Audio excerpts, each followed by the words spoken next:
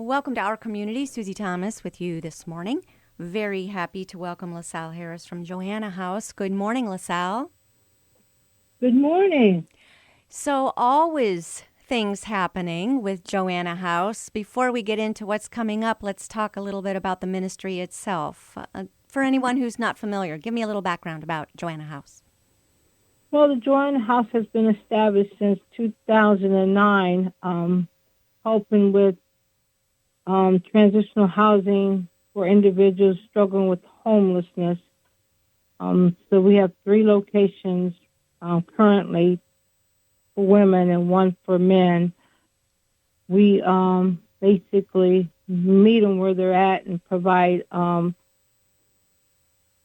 shelter, advocate for them for their secondary cause, whether it's mental illness, substance abuse, just bad budgeting, relationship problems with DV, criminal reentry programs. How has this summer dealing with COVID affected you as far as providing housing for those who need shelter? Well, one of the ways that it's affected us is that we have to screen more carefully now as far as taking the temperature for the women or individuals when they come into the housing program. We are now not able to go to a lot of the social events that help them overcome their struggles with their addiction. So instead of in person, they now have to do the telehealth or the Zoom meetings. So we had to purchase tablets and computers, and then they're more inside of the house. So there's a lot more sanitation that needs to be done. A lot more food budget had to be increased. Sure. Definitely, there's a lot more services inside the house that we had to create, like in-house Bible study, in-house AA meetings, in-house, just peer support meetings with their sponsors one-on-one. And, so the employment as well has been a struggle with the women who had jobs got laid off and struggle with learning how to do the technical services to apply for jobs or even to apply for unemployment benefits. That was a struggle as well. And this period of time, some people who have never applied for unemployment benefits found themselves applying for unemployment benefits. So I'm sure all of that added to the stress. How are they doing? How are the people that you serve doing? Because I know there's something about being together one-on-one. It's not quite the same. Thank goodness we have the technology to be able to meet, online and so forth. But it's not quite the same as being there face to face. How do they seem to be responding to Joanna House Ministries during this weird time in which we live? So one of the blessings that we were able to do is that we have created and established and built a hoop house, which is a large greenhouse. We have been working on that project for about 5 years and got grant funding, got the empty land that we needed to do, and finally got it built May the 20th. So that was a bright spot in our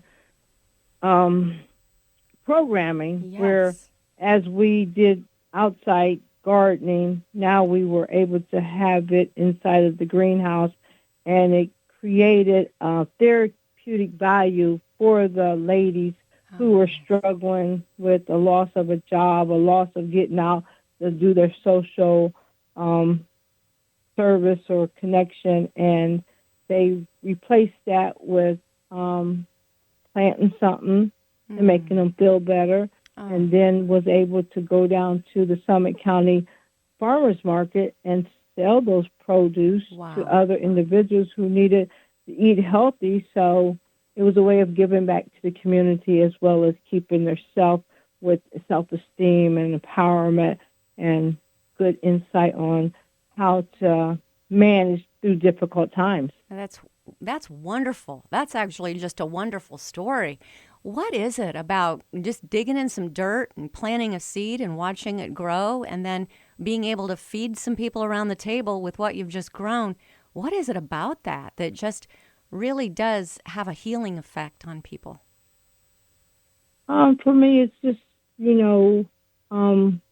not allowing ourselves or their selves to be stuck in a stigma of, less than and depression. So it takes the focus off of them and puts it towards helping empower their recovery, their lifestyle, and allowing themselves to be able to be an asset to other individuals. Mm-hmm. Will that continue over the winter months because it's indoors in a greenhouse? Well, it could, but for this year, we're going to debrief in October and sit back and relax and redesign how we're going to plant the crops next year. We're actually trying to look for. We was given a grant to do through the U.S. Agriculture, but it was some of the things in the grant that we couldn't address at that time. So we actually reached out to a few people in the community to get a certificate once the ladies can be able to get a certificate to do canning. So Let's Go Akron, they had this canning class where they'll learn how to jar and can and get a certificate of completion, and they can be able to make their own produce of canned goods and sell those or individually or at the farmers market next year. Oh, that's just fantastic. And you're talking about a skill that is kind of dying away. I don't know how to can. I would love to take some canning classes. So just the fact that people are growing their own food and then being able to put it up and have it through the winter months, we're really getting back to basics, and it's awesome. Let me throw out an idea to you. I hope I don't put them on the spot, but check into the Women's Fund from the Stark Community Foundation. They are looking for projects such as this, and I bet they'd be very interested in that, and that's all I'll say about that. Don't want to put them on the spot. Is that through what? It's called the Women's Fund through the Stark Community Foundation, and their job is to give away money for these kinds of projects. So I would just put that out. I'm sure that is just one of many who would love to be able to support you in this. It's an amazing idea. That's wonderful. All right. Hey, well, you never know when we get together and brainstorm, right, LaSalle? Absolutely. So the other types of ministries and services that you provide, preparing people for jobs and helping them get over addiction, do you bring in counselors or do you set them up with other organizations? Is there a lot of networking between you and other services and service providers? Yes, we outsource for collaboration with Portage Path, Community Support Services, CORE Plus. Depends on where the ladies or gentlemen want to go. So it's person-centered and wherever they feel like that they can benefit the most from. Yes.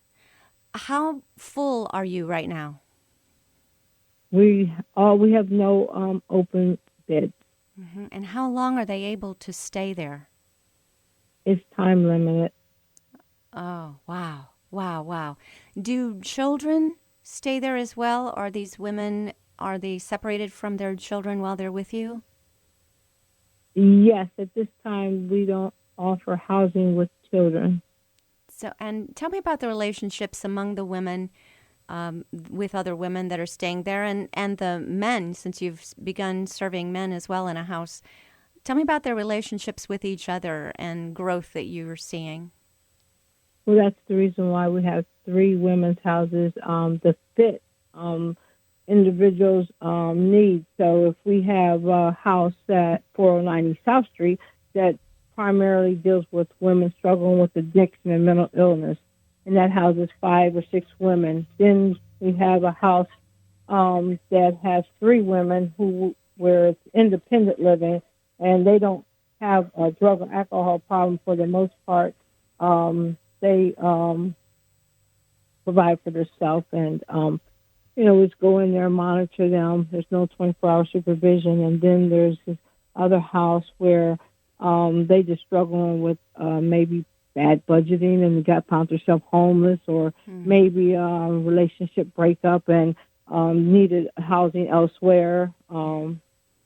So the different reasons for homelessness, they have camaraderie among themselves. They've kind of been in the same. They share a story, and have been kind of in the same boat.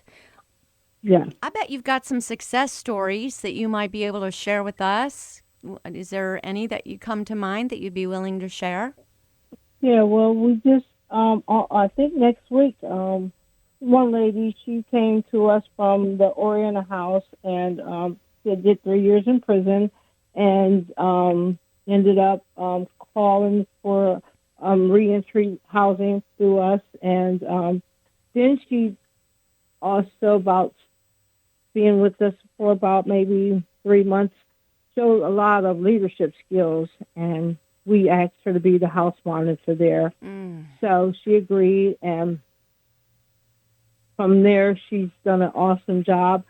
She just got her own apartment about this beginning of the month, and moved right down the street from us. I knew of a lady who does housing and there's an apartment for rent, and was able to help advocate for her to get into that one-bedroom apartment. And it's benefited us, too, because she's still our house manager, and she's in walking distance. So she would successfully graduate from her probation court program with Judge Rawlins next week. Oh, that's fantastic. And how different is it for women when they enter into the program to find out that the person who's supervising them has been in their shoes? And I think not unlike your story as well. Aren't people shocked? Are they surprised? Oh, this person helping me, she's been where I was, where I am. Yes. So even with that, I was doing a Bible study, and one of the ladies' daughter, who was in recovery, and she ended up coming over to our garden, and she had leadership skills, and she asked her to be the supervisor of the garden, and then she did that, and then I was doing this peer support training. I'm a facilitator for the state, and she said she wanted to get in that class. We got her into that class. She completed that class. She sent out for her certificate and found out because of her previous charge in 2016, she was not eligible for it. So then I also said, well, I've been through that, and I did this and this and this, so I'm going to reach out and sit and talk to this person that helped me through it, and connect you with it. And she felt hope, Yes. She was defeated for a day, but then the lady called her, and you get her together with employment of qualification certificate through Bill 619 from the Senate. So again, if I hadn't went through it, I wouldn't have been able to share that with her, right, and give her hope to move forward and not be depressed. We serve a God of second chances, don't we? Absolutely. God is amazing. Absolutely, yes, he is. And, when he opens a door, nobody's going to close it. We are speaking That's my favorite saying. When we are speaking with LaSalle Harris, and she oversees Joanna House. And we've got some exciting news for you coming up after these words. You're listening to Our Community. Welcome back to Our Community. Susie Thomas with you this morning, visiting with LaSalle Harris from Joanna House.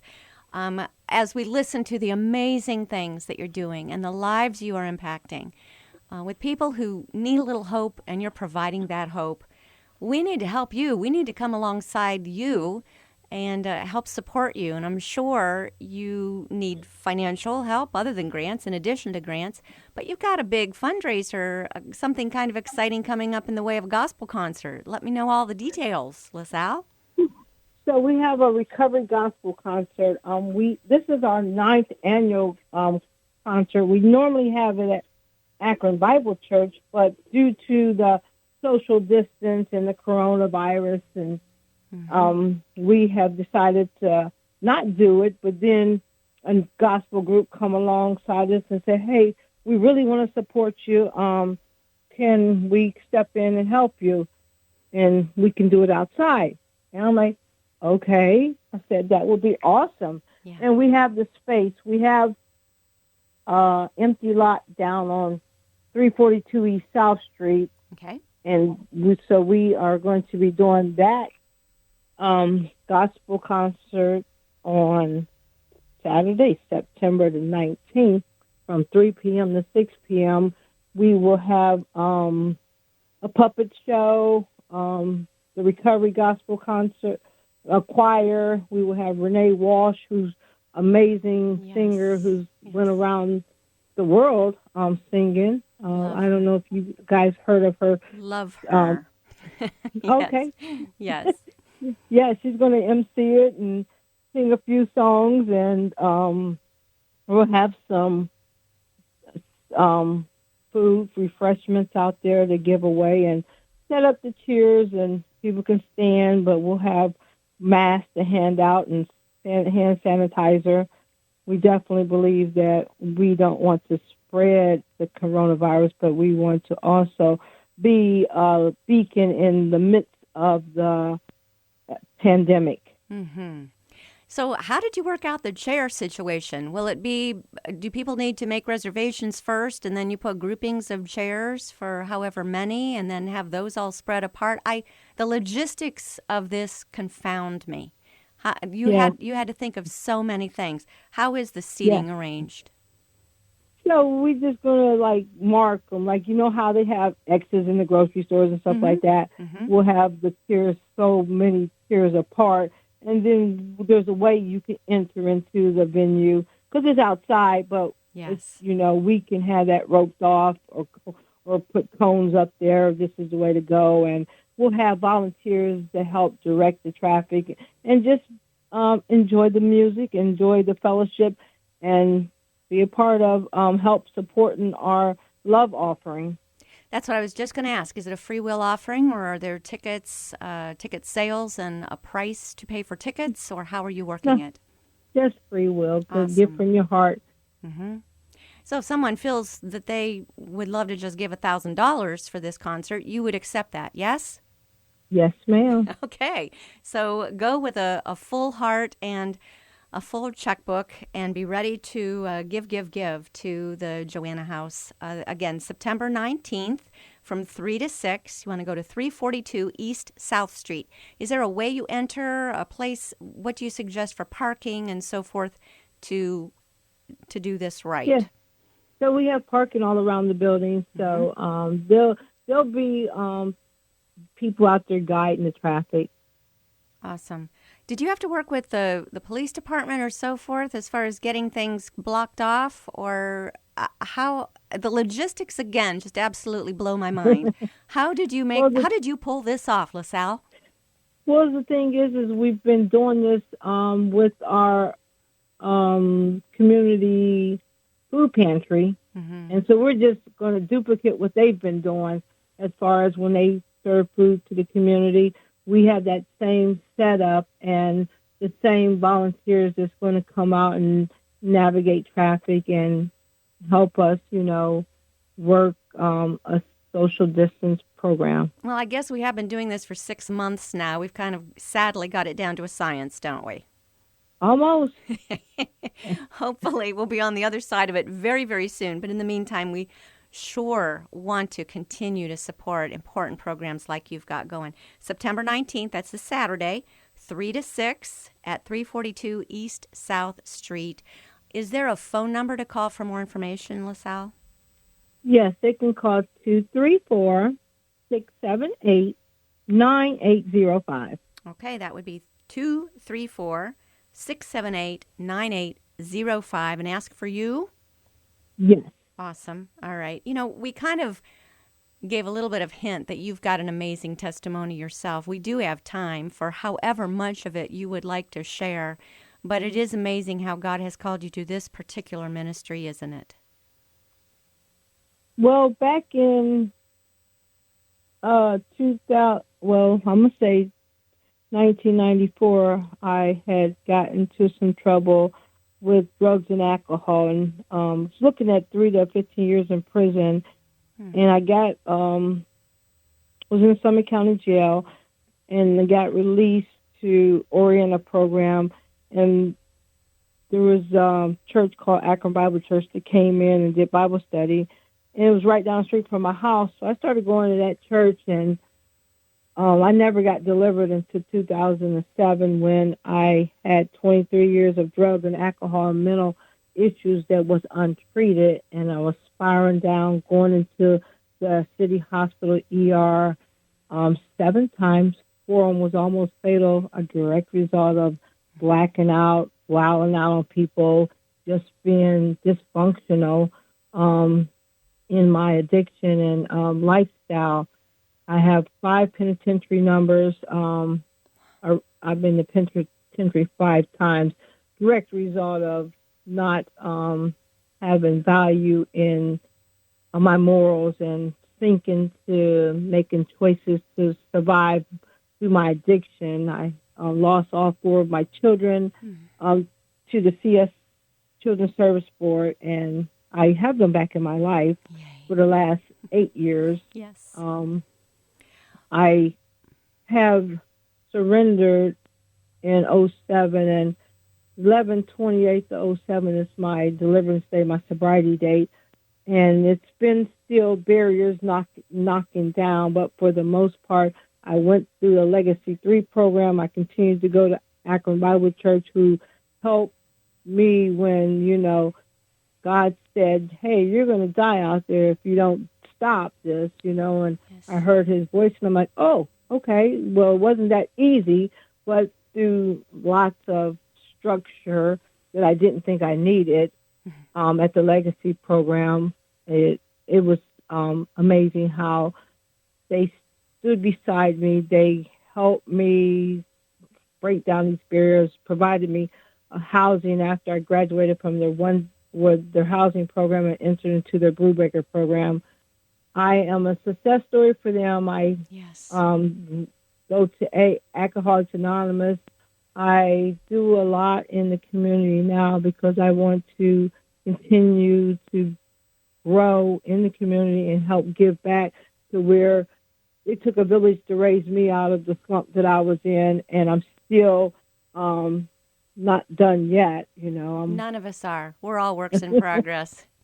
Amen. What was it about the gospel message? What finally lit a light bulb over your head and in your heart that God loves me? What was it?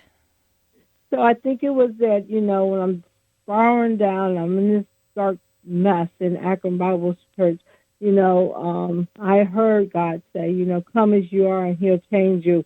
And I go to church dirty, drunk, just at hopeless state. And I felt when he called me that say that, you're getting ready to die out there, that was his message telling me, I need to stop living the way I was doing. And then I reached out to the only avenue that I knew that worked, and that was AA, my AA sponsor, who at that time was Miss Darnella from the Legacy 3 program. I didn't know how she was going to be that instrumental person in my life to help me do all that, She was loving, she was kind, and she told me, things that I didn't have a clue of what she was saying made sense. But after I got in sobriety, I realized that, oh, this is why I stay sick, just because I couldn't leave the people, places, and things behind. Tell me about your children. Your family is now reconnected. How proud of you are they? Well, they're very proud. I actually have all 4 of my children who are in different states back into my life, that loves me as a mother, that overcomes and respects me now. And I have a granddaughter that just went to Alabama College, and I'm able to help support her, and she'll never see me drunk or in a drunken stupor because of the years of sobriety that I sustained. I do not want to spit in God's face and do anything different. I can't take that chance because the things that's out here in this community now that fentanyl and all that stuff is deadly. I don't want to die like that. I think I would rather die from old age. Hey, there, that's a good idea.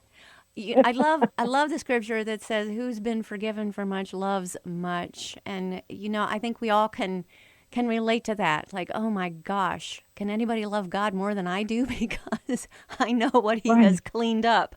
I think we're all there. It's so wonderful to hear your story, LaSalle. But how on earth did that amazing story and testimony become an actual ministry of Joanna House reaching others?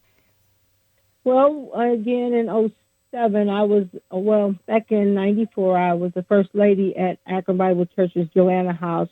They had a house, and then I was the first lady in there, but for whatever reason, I big backslide. And when in '07, I started to have some sustainability in my recovery, I asked Pastor Randy Baker if I could reopen up the Joanna House, Mm-hmm. and he said yes. So it was empty at the time, and I went through this entrepreneur class for $5. That they had a program for people who was in criminal activities to help them change their life, and it was for $5. And I signed up for that program, and it helped me with my 501c3, the article of incorporation, getting the board, the strategic planning, all of that. I did that for 6 months, and out of that came the Joanna House too, and we now have grown. It's amazing. It's an amazing story. I hope you write a book someday. And how important that they saw the leadership in you and that this was a real deal. This was a changed life. This was for real to give you the responsibility of carrying it forward. And there you go. And look at all the lives now impacted Yeah. by this same ministry. It's remarkable. Well, we want to be able to support you on September 19th from 3 to 6, 342 East South Street. That is in Akron. And Yes. it will be a free will offering. And oh my goodness, always such a treat and inspiring to talk to you, LaSalle Harris. Thank you for all you do in our community. Well, thank you for having me.